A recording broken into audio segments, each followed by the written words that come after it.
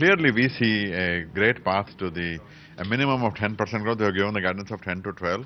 So we are confident in getting to that. But I think also we did have a Q4 that we are disappointed by. We are disappointed in our performance, certainly on the top line. We had a good performance on the bottom line, EPS growth and margin expansion and so forth. However, and all kinds of initiatives that we are doing, and we are seeing great results, especially on the productized services like Finacle and Edge and so forth. So there is a bunch of good news, but overall, the top-line performance certainly was a disappointing one. But we do see a great path ahead to a minimum of 10% constant currency growth over the course of this financial year. So can you pin down a few factors at least which will give more clarity on, despite a Q4 which was quite disappointing, you are looking at a 10 to 12% growth in the next financial year? So we are renewing our traditional services using the power of automation, using new technologies like AI and so forth to on the one hand improve the productivity of the existing services dramatically using technology, and on the other hand complementing that with platforms and things like that. So that will give us a much better differentiation in our existing services that we offer, whether it is BPO, IMS, verification service, or product engineering and ADM and so forth. But in parallel to that, we have launched the new areas that we have been working on: design thinking, the AI projects, they work with IIP, our information platform, which helps clients really solve next generation complex, high value, high margin problems.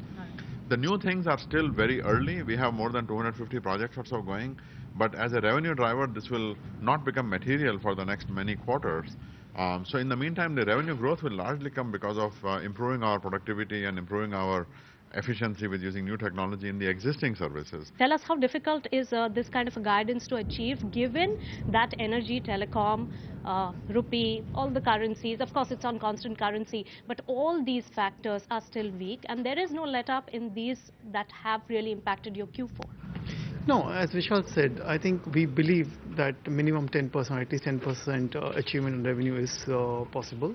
We have given a guidance of 10 to 12% constant currency basis. We have put the detailed plan behind it, and we feel confident about the guidance that we have given. On the margin front, we have seen exceptional performance during the year. Our margins have improved by 240 basis points during the year. Though this quarter has been slightly soft on the margins, but as we get into the new year, we feel pretty confident about the margins also for the next year.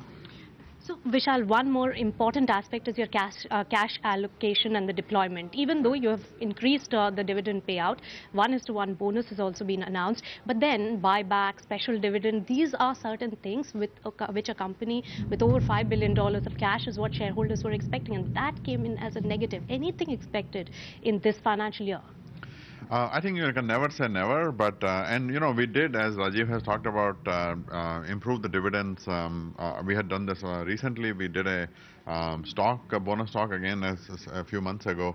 So you can never say never, but we do want to keep that flexibility with regard to the cash for operational reasons, whether it is for investment or acquisitions or for other reasons. And as we see the environment developing, we can take another decision down the line. But for now, we believe that the right thing to do is the enhancement in the dividend that we have made to 50% now, as well as the bonus issuance. But you did actively consider buyback in this quarter as well.